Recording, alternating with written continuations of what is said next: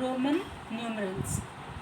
Roman numeral बहुत ही simple तरीके से सीखा जा सकता है। पहले कुछ बेसिक चीज़ों को ध्यान में रखना पड़ता है कि फर्स्ट को आई जैसे लिखते हैं, 5 को वी जैसा लिखते हैं और 10 को एक्स जैसा लिखते हैं। अगर हम ये बेसिक चीज़ों को याद रखेंगे तो रोमन न्यूमरल सीखना बहुत ही सिंपल हो जाएगा। फर्स्ट में एक लाइन, अभी यहाँ पे 2 है तो 2 लाइन, 3 है तो 3 लाइन। इस तरह से हम 3 तक सिंपल तरीके से रोमन न्यूमरल सीख सकते हैं कि 1 के लिए 1 लाइन, 2 के लिए 2 लाइन और 3 के लिए 3 लाइन। 4 को हम ऐसे छोड़ देंगे। अब आते हैं हम 5 पे। जैसा कि हमने यहाँ देखा कि 5 को हम वी जैसा लिखते हैं, तो यहाँ पे 5 को हम पहले वी जैसा लिख देंगे। फिर 4 को लिखने के लिए हम पहले फर्स्ट का आई लेंगे और 5 से हम वी लेंगे, तो ये बन गया हमारा 4। इसी तरह हम 6, 7, 8 में सिर्फ वी लिखेंगे। और एक बेसिक चीज़ याद रखना है कि हमको वापस से 6 जब हम लिखेंगे तो हमें फर्स्ट, सेकेंड, थर्ड को लाइन वाइज लिखते जाना है। जैसे अभी फर्स्ट में एक लाइन है तो 6 में एक लाइन बन गया 6। 2 में 2 लाइन है तो 7 में 2 लाइन लगाएंगे। इसका मतलब ये हुआ कि 5 + 2 कितना हो गया 7। इसी तरह 8 में हम 3 लिखेंगे, जिससे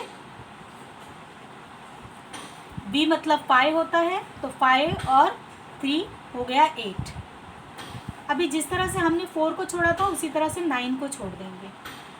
अभी वापस से जैसा फर्स्ट में आई लिखा हुआ है तो हम यहाँ पे आई ले लेंगे और 10 से हम एक्स ले लेंगे, तो बन गया हमारा 9। इसी तरह से हम 11, 12 और 13 लिखेंगे। अभी वापस से हमें 1, 2, 3 पे आना है। जैसे अभी 10 में हमने x लिखा है तो सब जगह पहले हम x लिखेंगे। हमें एक चीज़ याद रखना है बेसिक कि 3 लेना है और चौथे को हमेशा छोड़ देना रहता है। इसी तरह हम सब में x लिखेंगे 11, 12, 13 में, और फिर से फर्स्ट का एक आई लेंगे, सेकेंड का 2 लाइन लेंगे और 3 का 3 लाइन लेंगे। इसका मतलब ये हुआ कि 10 मतलब x होता है तो 10 और 1 हो गया 11। फिर x मतलब 10 और 2 लाइन है जो उसका मतलब हुआ 2, तो 10 + 2 12 हो गया। इसी तरह x वापस मतलब 10 हो गया और 3 हमने यहाँ से लिया तो हो गया 13। अब इसी तरह 14 को देखेंगे। अब 14 का मतलब ये हो गया कि हम पहले किसको लेंगे, x मतलब 10 को लेंगे और 4 ले लेंगे, तो 10 + 4 कितना हो गया 14। इसी तरह अब 15 देखेंगे हम। x मतलब 10 हो गया, मतलब 10 लिख दिया हमने और यहाँ से 5 मतलब v लिख दिया, तो हो गया 10 + 5 15। इसी तरह 16 पे आएंगे हम। 10 मतलब x हो गया और यहाँ से हम 6 लेंगे, तो 10 + 6 16। इसी तरह 17, 10 मतलब x और 7 मतलब,